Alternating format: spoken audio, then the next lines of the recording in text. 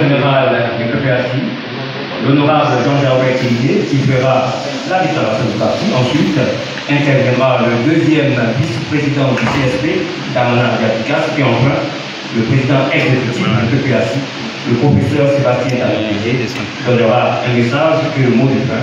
Ces interventions se feront au nom du parti, afin de vous présenter la position officielle du PPAC sur cette affaire, ainsi que les mesures à prendre.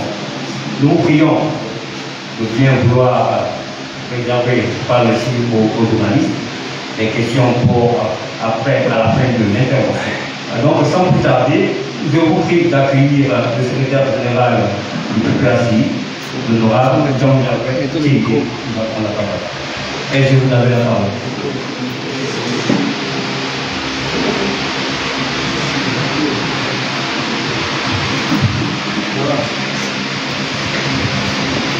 Merci beaucoup. Déclaration relative à la convocation de M. Damana Diapikas à la préfecture de police d'Abidjan. Le mardi 15 avril 2025, la préfecture de police d'Abidjan a servi à M. Damana Diapikas, deuxième vice-président du Conseil stratégique et politique du PPAC, le CSP, une convocation à se présenter le mercredi 16 avril au service des grandes enquêtes de la préfecture de police d'Abidjan, sans toutefois préciser le motif de cette convocation. Ce mercredi 16 avril 2025, notre camarade Damana Diapikas s'est présenté à la préfecture de police d'Abidjan, accompagné de son avocat, Maître Tapi Dakouri. Une forte délégation de dirigeants et militants du PPAC a fait le déplacement à la préfecture d'Abidjan pour soutenir notre camarade Damana Diapikas, deuxième vice-président du CSP. Cette délégation, conduite par le professeur Sébastien Talingué, président exécutif du parti, comprenait entre autres le ministre Hubert Oulaye, deuxième vice-président du parti, Liabi Doyen, deuxième vice-président du CSP, l'honorable Tchélier Jean-Gervais, secrétaire général et porte-parole adjoint du parti, les ministres Vincent Pierre Lebrou et Georges Armand, ainsi que 10 députés du groupe parlementaire PPAC, Madame Jeannette Koudou, vice-présidente de l'école du parti, et bien d'autres membres du secrétariat général. Recevant cette délégation, le chef du service enquête générale de la préfecture d'Abidjan, la préfecture de police d'Abidjan, a expliqué qu'ils ont été instruits par le procureur de la République de convoquer M. Damana Diapikas suite à une plainte pour diffamation du sieur Bamba Yacouba, qui fut porte-parole de la commission électorale indépendante CENI lors de l'élection présidentielle d'octobre 2010. L'objet de la convocation, au dire du commissaire Fofana, chef du service, était d'auditionner M. Damana Diapikas afin de recueillir sa version des faits incriminés et en rendre compte au procureur de la République qui avait ordonné cette convocation. La délégation du PPAC, à sa demande, a été installée dans un bureau attenant à celui où devait se tenir l'audition, où l'audition s'est tenue de 11h45 à 17h30.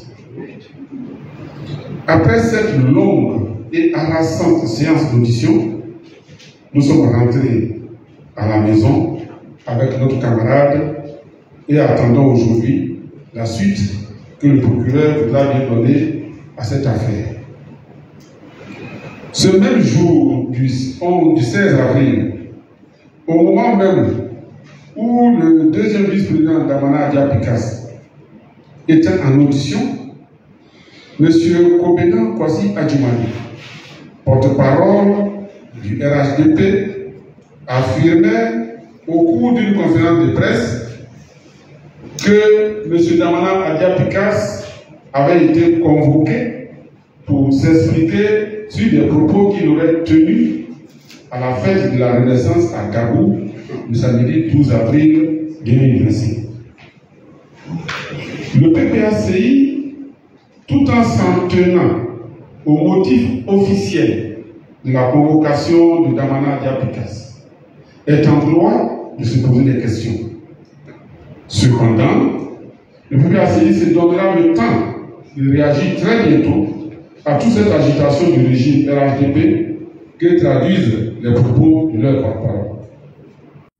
Le PPACI espère seulement qu'en cette année électorale, le régime RHDP ne s'inscrira pas dans une manœuvre d'intimidation et de musellement du parti du président Laurent Gbagbo et de ses militants dans le but inavoué de les empêcher de mener à bien, à terme, le combat démocratique engagé pour des élections inclusives et transparentes. En tout état de cause, le PPACI reste plus que jamais déterminé dans ce combat pour des élections inclusives et transparentes. Le parti suivra attentivement l'évolution de cette affaire et appelle ses militants à rester sereins, mobilisés et à l'écoute de la direction. Je vous remercie.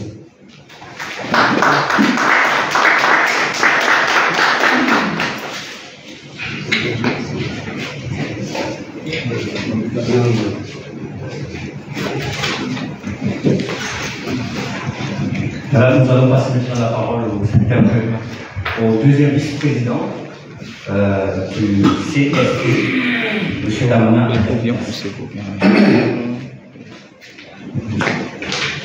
Merci. Merci beaucoup. Le 3 avril dernier, nous avons été invités sur le plateau de la chaîne Live TV dans le cadre de la fête de la Renaissance. Ainsi, aux environs de 19h, nous nous sommes rendus au siège Live TV pour que cette émission ait lieu. Et au cours de cette émission, des préoccupations nous ont été posées, notamment sur les événements de 2010. Et nous nous sommes évertués à donner des explications concernant ce qui s'est passé réellement en 2010. Il faut dire que ce n'est pas la première fois que nous tenons ce genre de propos. Nous avons été toujours constants depuis 2010-2011 sur les explications que nous donnons. C'est pourquoi nous avons été surpris, vraiment surpris, que ce soit maintenant, en 2025, alors que le débat a eu lieu vraiment en abondance. Nous avons été surpris que ce soit maintenant que M. Baba Yakouba se sente diffamé. Et donc, suite à cette émission-là, il a déposé une plainte devant le procureur, une plainte en diffamation, disant que nous l'avons accusé de faux et les propos que nous avons tenus tendent à le livrer à la vindicte populaire et exposer sa famille. Et c'est pourquoi nous avons été donc convoqués manu militari, parce qu'on a eu que 24 heures, nous avons été convoqués manu militari à la préfecture de police, à la direction des enquêtes générales. Effectivement, nous nous sommes rendus à cette convocation malgré le délai très court qui nous a été donné, nous avons bénéficié à cet effet de la solidarité, du soutien, de l'appui de toute la haute direction du parti, depuis le président du parti, en passant par le président exécutif, le secrétaire général, les responsables de la direction, des élus. En tout cas, le parti s'est mobilisé pour qu'ensemble nous allons répondre à cette convocation. Et nous sommes allés et on nous a demandé notre version des faits. Ce que je voulais dire concernant ces faits, c'est qu'il n'a nullement été question de diffamation. Nous avons expliqué ce qui s'est passé. Et ce qui s'est passé est simple. Vous savez, lorsque nous recueillons l'ensemble des votes, une fois que le scrutin est terminé, la commission électorale, la commission centrale, recueille l'ensemble des votes des procès-verbaux avant la proclamation des résultats. Mais nous avons un mode opératoire que nous sommes librement fixés et qui doit régir le processus de proclamation des résultats. Et ce mode opératoire dit que, en aucun cas, un commissaire, fût-il le superviseur d'une région, ne peut proclamer de façon cavalière et unilatérale un résultat. Tout résultat qui doit être proclamé doit passer par la trame de la consolidation. Qu'est-ce que c'est que la consolidation? Comme je l'ai dit, la consolidation est une forme de séance plénière de la commission centrale. L'ensemble des 31 commissaires se réunissent donc et analysent les résultats. L'analyse consiste simplement à veiller à la conformité des chiffres qu'on annonce. Je veux dire quoi? Veiller à la conformité du nombre de votants, du nombre d'inscrits avec le nombre de votants, du nombre de suffrages exprimés à l'endroit de chaque candidat, des bulletins nuls, des bulletins blancs, avec le suffrage exprimé. De veiller à ce que les procès-verbaux ont été régulièrement signés par les représentants des candidats. Si cela n'a pas été fait, il faut le motiver. De veiller aussi à ce que les élections se soient déroulées dans un environnement sécuritaire, paisible, dans le but de garantir l'intégrité et la sincérité du scrutin. Donc, une fois que ça s'est fait, une fois que le débat a lieu sur ces faits, il y a un minimum de consensus qui se dégage. Et à partir du moment où le consensus est dégagé, le secrétariat saisit le procès verbal, en distribue le procès verbal des résultats, en distribue copie à chaque commissaire, dont le porte-parole de la CEI, en l'occurrence en 2010, M. Bamba Yacouba, a charge pour lui d'aller le proclamer. Voilà. Voilà un peu le principe, si je peux le résumer ici. Mais qu'est-ce qui s'est passé dans les faits? Dans les faits, c'est que dès la clôture du scrutin, alors même que l'ensemble des commissaires n'avaient pas encore regagné le siège de la CEI pour participer à la plénière et donc à la consolidation, les résultats de la diaspora ont afflué. La diaspora, comme vous le savez, sont les élections qui ont lieu en dehors du territoire ivoirien. Et Bamba Yacouba a réceptionné tous les résultats de la diaspora.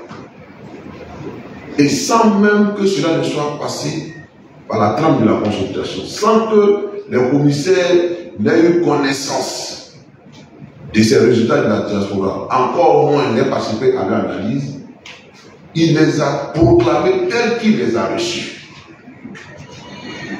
de façon unilatérale et de façon cavalière. C'était la première violation flagrante du mot de la loi.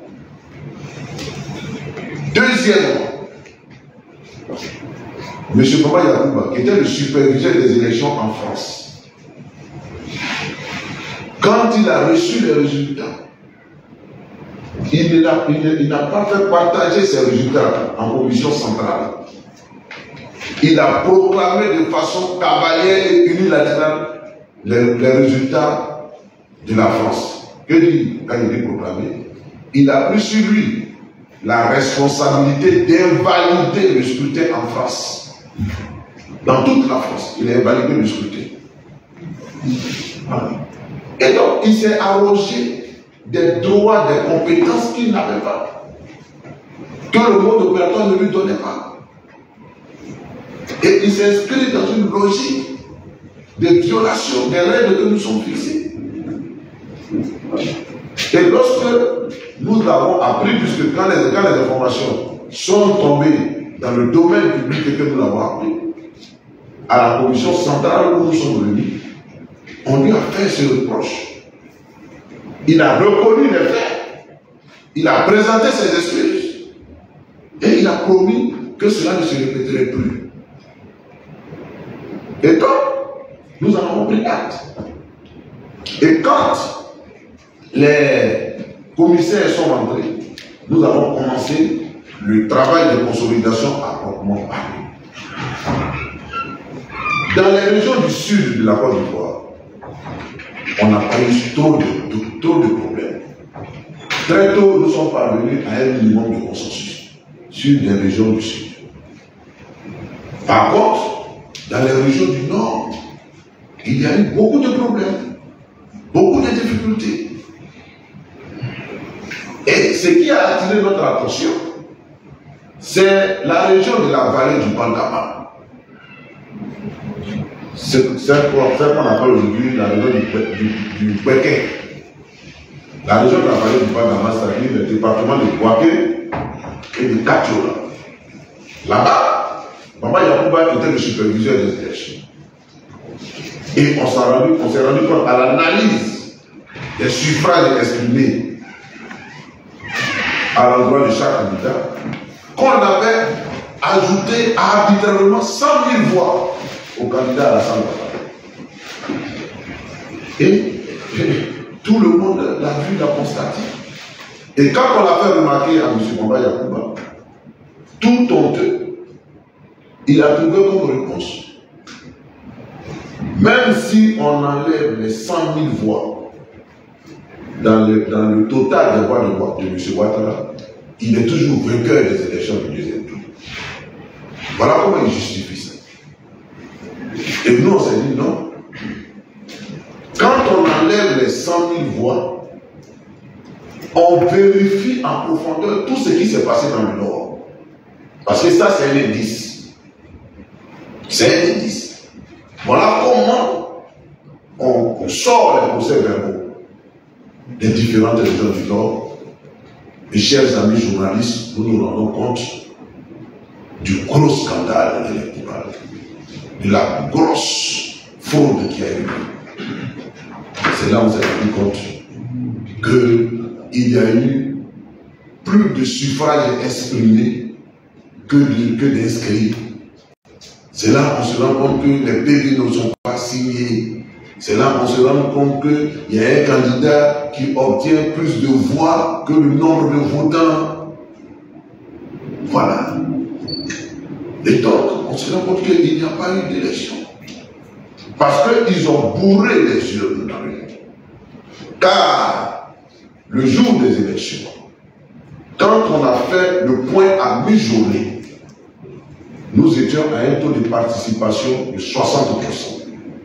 Théoriquement, il était impossible de rattraper le retard. Le candidat Ouattara, théoriquement, il ne peut plus rattraper le retard sur le président Ouattara. Et à partir de ce point, à partir de 13 h, quand on a fait le point, dans les minutes qui ont suivi, les violences se sont déclenchées au nord. Ils ont chassé tous les représentants dans les bureaux de vote. Ils ont commencé à exercer des violences Et c'est pourquoi, dans plus de 500 bureaux de vote que nous avons développés, alors qu'au premier tour, le président de Gbagbo avait des voix, il a eu 0 voix. C'est-à-dire même ses propres représentants dans les bureaux de vote n'ont pas voté pour lui. N'ont pas voté pour lui. Voilà. Donc ça a été un gros scandale. Et c'est ce que nous avons toujours relaté. C'est ce que nous avons toujours dit. Et c'est de notoriété publique. C'est de notoriété publique. Donc, que M. Bamba Yakuba se sente aujourd'hui diffamé, alors qu'il est l'un des artisans de cette forfaiture, je suis surpris. C'est l'hôpital qui se fout de la charité. Oui. Il ne faut pas qu'il se fasse passer pour la victime. Il ne faut pas qu'il se fasse passer pour la victime. Donc, en tout cas, nous avons donné notre part de vérité. Et donc, nous sommes très à l'aise sur ce débat. Voilà. Nous sommes très à l'aise sur ce débat. Et ce débat va nous amener à convoquer les procès-verbaux. On va nous sortir, nous allons réclamer qu'on sorte tous les procès-verbaux. Et les procès-verbaux existent. Parce que quand nous clôturons le scrutin, voilà, pour l'archivage, nous conservons les procès-verbaux à l'endroit de 3 destinataires principaux. Les procès-verbaux de tout le vote. Donc il y a un paquet que nous faisons, des procès-verbaux que nous faisons pour la commission électorale indépendante. Il y a une copie des procès-verbaux que nous faisons pour le représentant du facilitateur, qui est M. Baldini, qui représentait M. Blaise Compaoré. Donc lui aussi, il a ses procès-verbaux. Et puis, un autre destinataire, c'est le Conseil constitutionnel. Donc, toutes ces 3 institutions sont censées avoir les procès-verbaux des élections de 2010. Et donc, s'il estime qu'il a été diffamé, bon, on sera obligé d'analyser les procès-verbaux en profondeur pour voir s'il dit la vérité. C'est à partir de là qu'on saura vraiment s'il est diffamé ou pas. Donc, nous sommes très à l'aise. Nous sommes très à l'aise parce que ça va permettre à l'opinion de se rendre compte de ce qui s'est réellement passé en 2010. Voilà. Les vérités qu'on cachait, ça va nous permettre de les découvrir. Et on verra bien qui est détenteur de la vérité, qui est diffamé, qui est méprisé. Voilà un peu, mesdames et messieurs, ce que nous avons déclaré hier devant la direction générale des enquêtes, après la direction des enquêtes générales de la préfecture de police, où nous avons été Manu Militari convoqués à la demande de M. Bamba Yakuba. Merci pour votre attention.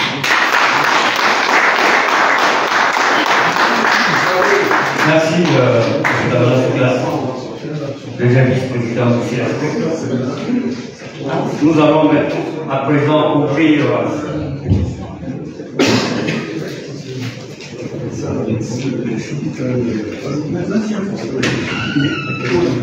ok, nous allons ouvrir la série de questions-réponses. Chers collègues, nous allons prendre 3 premières questions. Et puis,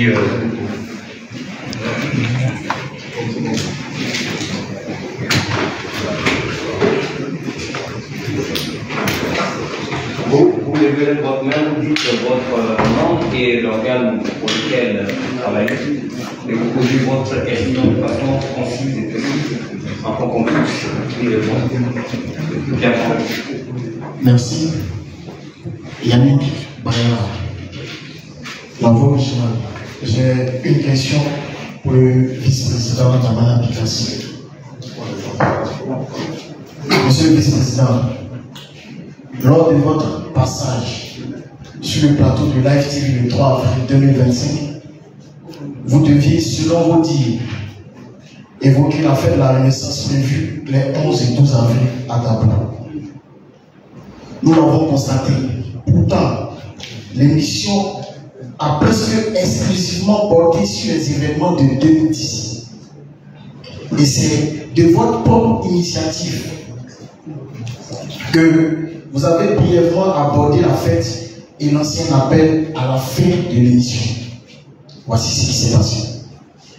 Vous avez exprimé tout à l'heure votre étonnement d'être convoqué aujourd'hui alors que vous aviez déjà largement communiqué sur ces faits vieux de 15 ans dans les canaux. Au regard de la plainte déposée par M. Yacouba Bamba, Monsieur le vice-président, ne pensez-vous pas que Live TV vous a en réalité tendu un piège médiatique pour créer un prétexte à des poursuites judiciaires supplémentaires? Merci.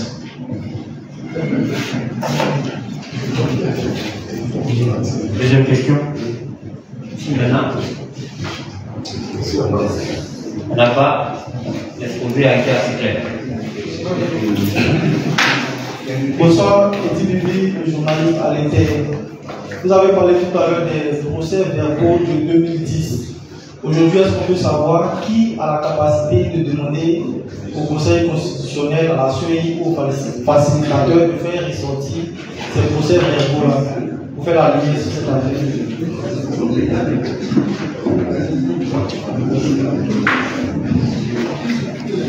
Oui. Une question? Monsieur le deuxième vice-président de la Réunion. C'est tout à l'heure. D'accord. Effectivement, le président de la commission communication du parti nous est témoin, c'est avec son collègue César et tout. C'est eux qui ont pu me rendez-vous avec Live TV. Et il était question de parler de la fête de la Renaissance. Nous nous sommes invités, et donc nous sommes livrés pratiquement au journalistes, et on s'attendait à ce que l'émission porte sur la fête de la Renaissance. Malheureusement, c'est plutôt sur les événements de 2010 que l'essentiel du débat se focalise. Et vous l'avez si bien dit, j'ai dû monter en touche la dernière question pour parler de ma propre initiative de la fête de la Renaissance. Bon, dire qu'ils m'ont piégé, bon, je ne crois pas. Voilà, je ne crois pas, d'autant plus que tout ce que j'ai dit, je l'ai dit en toute honnêteté, en toute liberté, sans pression, parce que je n'avais rien à cacher, et ça a été la vérité. Voilà. C'est pourquoi je suis constant. Voilà. Et si Dieu me donne même de passer plus de siècles sur la terre, je dirai la même chose. 30 ans, 40 ans, 50 ans plus tard. Voilà. Donc, il n'y a rien à se cacher. Nous sommes dans un pays où il faut que nos concitoyens sachent la vérité sur ce qui se passe. Voilà. Donc, sur les événements de 2010, beaucoup de choses ont été dites. Mais vous avez, en dehors de ma personne, voilà, vous avez d'autres témoignages. Voilà. Il y a des supports audiovisuels que vous pouvez consulter. Il y a des commissaires qui sont encore en vie, qui sont là, de 2010. Voilà. Donc, qui sont prêts aussi à témoigner. Donc, je pense qu'il n'y a pas de souci particulier à se faire. S'ils ont voulu me piéger, libre à eux de le faire, mais moi, je ne me suis pas senti piégé. Voilà, j'ai dit ce que j'avais dit. Maintenant, pour la seconde question, mais il y a ce qu'on appelle la continuité du service. Donc, même si les dirigeants de ces institutions ont changé, mais ils ont un service d'archives. Et je lui dis, ils doivent pouvoir conserver ces archives-là des élections de 2010. Nous lui avons déposé les procès-verbaux. Donc il y en a à la commission électorale indépendante, il y en a au niveau du Conseil constitutionnel, voilà, et puis il y en a au niveau du facilitateur. Donc pour nous, si un procès venait à être ouvert, voilà, nous allons demander qu'on nous sorte les procès-verbaux pour qu'on voie effectivement qui a raison, et c'est celui qui a raison, voilà, sinon c'est celui qui a raison qui est diffamé, parce que c'est à son endroit qu'on dit des choses mensongères. Voilà. Donc si Baba Yakuba, au terme de l'analyse des procès-verbaux, a raison, bon mais en ce moment-là, sa plainte en diffamation aurait un sens. Dans le cas contraire, je crains fort que bon ben c'est toi qui nous présente des excuses. Mais je le dis, nous sommes très à l'aise sur cette question. Sur les événements de 2010, sur les élections de 2010, nous sommes très à l'aise. Et nous sommes prêts, même jusqu'à aller à un procès, nous sommes prêts à le faire.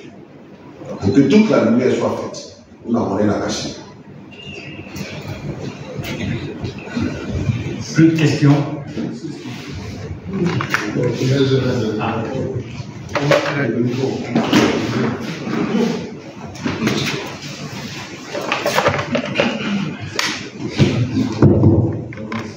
Oui, merci. Moi, je voudrais dire que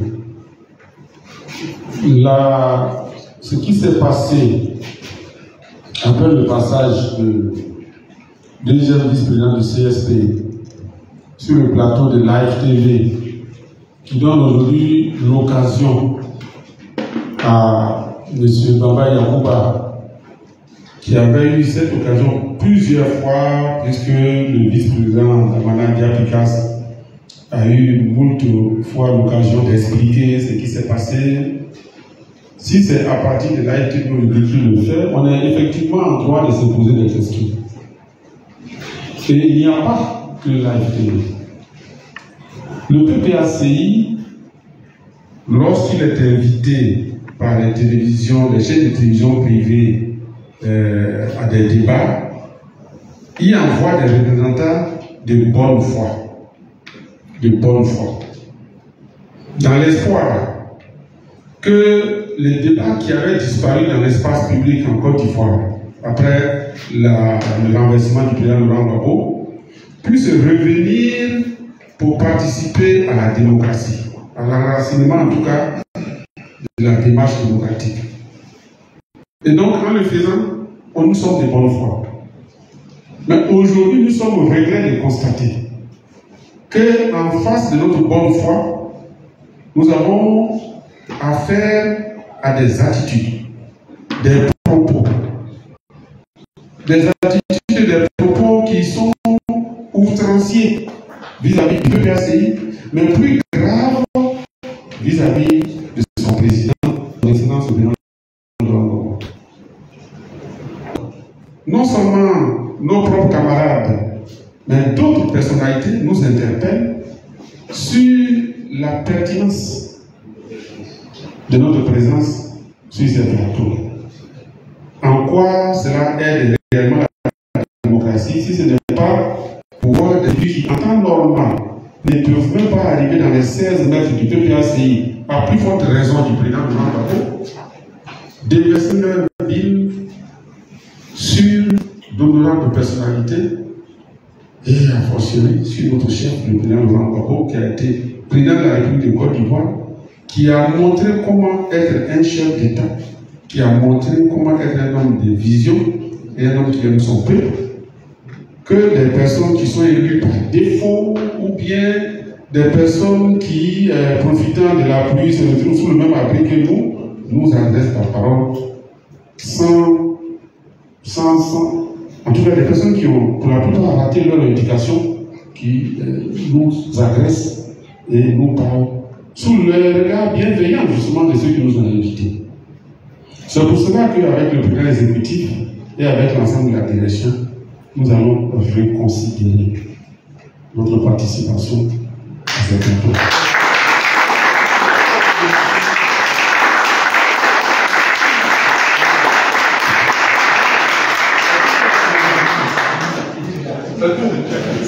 Merci, AG. Pour boucler cette importante conférence de presse, nous cédons le micro au président exécutif du PPACI, le professeur Sébastien Daminetti, pour donner le message du parti et le mot de fin. Faut m'approcher. Merci, chers journalistes et hommes de médias, chers camarades présents à cette rencontre. Vous ne laissez passer vraiment un PNB qu'on vous a appelé d'être là. Merci pour votre présence. Je prends la parole pour après à la suite de mes camarades pour dire que je n'ai presque rien à dire parce que le sujet a été développé suffisamment efficace. C'était le sujet principal. Le secrétaire général a donné à peu près notre analyse de la situation. Mon rôle, c'est d'intervenir pour qu'à la suite des deux, je puisse donner à peu près la vision du parti. Honnêtement, je dois avouer que ce débat, vous allez dire, ce programme qui vient d'être résumé par les RHDP, mais j'aime le plus ça gêne de toute la Côte d'Ivoire. Comment 20 ans après, on nous réveille des vieux dossiers. Alors que Laurent Gbagbo et les Ivoiriens se battent pour un environnement électoral apaisé, assaini. Donc on se pose des questions. Pourquoi aujourd'hui? De plus, pourquoi 2 jours après Dabo? Il y a quelque chose qui se prépare. Et le secrétaire général a dit, on se pose des questions, nous nous posons des questions. Comment, après avoir dit et impulsé les Ivoiriens à accepter les élections des élus de 2010, nous avons souffert. Afin qui a été élu, qui n'a pas été élu. Vous êtes tous témoins. Maintenant qu'on met ce débat de côté pour aborder la phase électorale de façon apaisée, assainie, on réveille les vieux démons. Ça cache quelque chose. Ça cache quelque chose. Mais nous, on ne va pas céder à cette provocation. Parce que le débat, on le fera. Et Picasso a donné le temps tout à l'heure. Il a dit, on le fera sans fuir.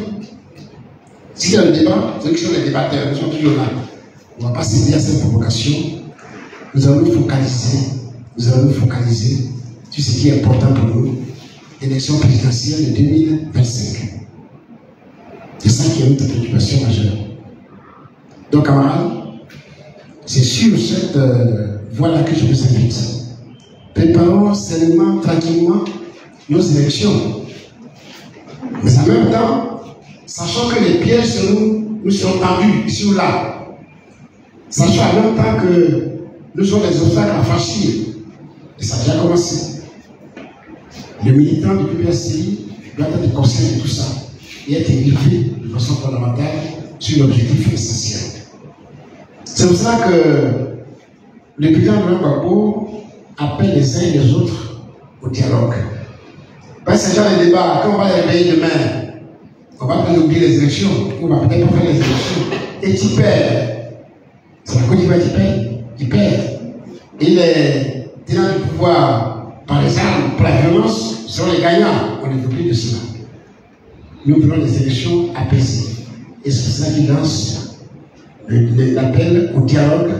Un dialogue sain, un dialogue sain, un dialogue franc, un dialogue pour la Côte d'Ivoire. Pour qu'on puisse évoluer dans une ambiance, fraternelle pour les élections et les préparer sainement. Aujourd'hui, nous parlons de Picasso. Picasso aurait pu être arrêté hier. Parce que quand on pense à ce que les uns et les autres déclarent par la suite, notamment à Djibouti, on aurait pu trouver un autre motif pour l'arrêter. Bon, Dieu a fait que nous est venu, on va s'en contenter. Mais je veux dire que dans un pays, quand on dirige un pays, on dirige aussi les contradictions. C'est la gestion des contradictions qui font la grandeur d'un homme. Si on est capable de gérer les contradictions, ça n'a pas la peine de diriger un pays. Dans un pays, on n'est pas dans une entreprise où le chef vient, il indique ses orientations, tu n'es pas d'accord, tu sors. Gérer un pays, c'est gérer la population gérer les contradictions, gérer les ennemis, gérer les religions, gérer tout ce que vous voulez. Ça, on appelle gérer un pays. Même les brigands, les bandits, on les gère aussi. C'est pour ça qu'on a créé la prison, pour les mettre au cachot, un peu pour qu'ils puissent revenir à s'aimer aussi. Donc, nous appelons le gouvernement à la sagesse. Pour que ce genre de problème soit réglé dans le dialogue et non dans la répression, non dans l'intimidation, non dans la terreur, non dans l'emprisonnement. C'est pas bon pour les pays. Et les pays ne se pas pour ça. C'est pour ça qu'à son nom, je vais encore retirer ici que nous avons beaucoup de prisonniers d'opinion dans nos prisons. Il y en a beaucoup. J'ai cité quelques-uns. Il y a Dousso Charles Hotel qui est en prison pour avoir osé dire la vie est chère. Il y a Kipé Allemand, c'est bien son nom, qui est en prison pour avoir osé dire la vie est chère. Et pourtant, la vie était chère et la vie est chère. Gala Bolobi, il est en prison. Pourquoi? Pour avoir exprimé son opinion. Parce que c'est des activistes. Et ils sont nombreux. Il suffit que ces deux-là, des trois-là, ils sont nombreux. Nous demandons la libération de nos camarades. Nous demandons la libération de tous les prisonniers politiques. C'est pour ça que nous sommes là. Quand on appelle ça, on appelle le cas, c'est de mettre en prison. Donc nous demandons la libération de nos camarades, de tous les prisonniers politiques pro-Gbagbo, mais de tous les prisonniers politiques qui ne sont pas pro-Gbagbo, mais qui sont arrêtés pour leur opinion contradictoire. C'est ça que nous demandons pour la Côte d'Ivoire. Et avant la libération, comme ça n'est pas encore arrivé, nous demandons au minimum qu'on nous permette de rendre visite à nos camarades prisonniers. Là aussi, à plusieurs reprises, nous avons demandé à rendre visite aux camarades prisonniers. Ils n'ont jamais accepté. Les familles sont en détresse. Et nous sommes en détresse. Nous-mêmes, nous sommes en voici avec eux. Et vous avez vu hier, il y a 2 jours, vous avez appris qu'il y avait une meute à la prison, à la Maca, appelée maintenant PPA, d'Abidjan. PPA. On ne sait pas ce que sont devenus les prisonniers. On ne sait pas ce que sont devenus les nôtres. Tout cela nous angoisse, nous inquiète. Qu'on nous permette de rendre visite à nos camarades. Et nous demandons surtout leur libération, sans condition. Parce que ça fait longtemps qu'ils sont en prison. Pour des motifs purement politiques. Pour des motifs d'opinion. Voilà ce que nous demandons au gouvernement. Maintenant, concernant les élections, nous voulons des élections apaisées. Et ne nous ramenez pas en arrière. Aujourd'hui, nous sommes dans la situation des conditions d'élection apaisées. Et c'est ce que le président Gbagbo nous a dit hier à Dabou. Il avait dit à Marcory, il ne dit pas qu'il passe. Nous aussi, nous le disons ici. Nous voulons des élections apaisées, des élections transparentes, des élections crédibles et inclusives. Parce qu'il n'est pas bon d'exclure un Ivoirien de la compétition électorale. Ce n'est pas bon. Hier, on nous a chanté sur le toit qu'on excluait des gens. Comment se fait-il qu'aujourd'hui, cette exclusion existe avant la Côte d'Ivoire? Alors pour nous, ça s'est dépassé. Donc, l'exclusion, nous la combattons. Nous demandons des élections inclusives. Voilà ce que nous demandons pour la Côte d'Ivoire. Voilà le message que je vais passer pour la direction du parti, pour dire que nous condamnons ces méthodes, c'est-à-dire dictatoriales, des méthodes d'enrage qui consistent à emprisonner quelqu'un parce qu'il n'est pas de même avis que nous. Nous condamnons. Nous demandons la libération de nos prisonniers. Nous demandons au moins les rendre visite à la qu'on les libère. Nous demandons que l'environnement social, l'environnement électoral soit assaini pour qu'on puisse aller à des élections justes, transparentes, équitables, inclusives. Et nous demandons que la Côte d'Ivoire se mette ensemble pour aller à cette élection-là. Pour avoir cela, il est bon de profiter d'aujourd'hui. Un dialogue qui nous permettra de régler nos incompréhensions, qui nous permettra de régler nos contradictions et avoir un minimum de consensus pour qu'on puisse aller aux élections tous ensemble, sans stress, et que ces élections soient des élections apaisées. Encore une fois, c'est la vision du président Gbagbo que nous, PPAC, nous soutenons, que nous engageons et que nous allons soutenir. Mais retenez bien qu'aucune intimidation n'arrêtera le PPAC dans sa marche pour la reconquête du pouvoir d'État en 2025. Je vous remercie.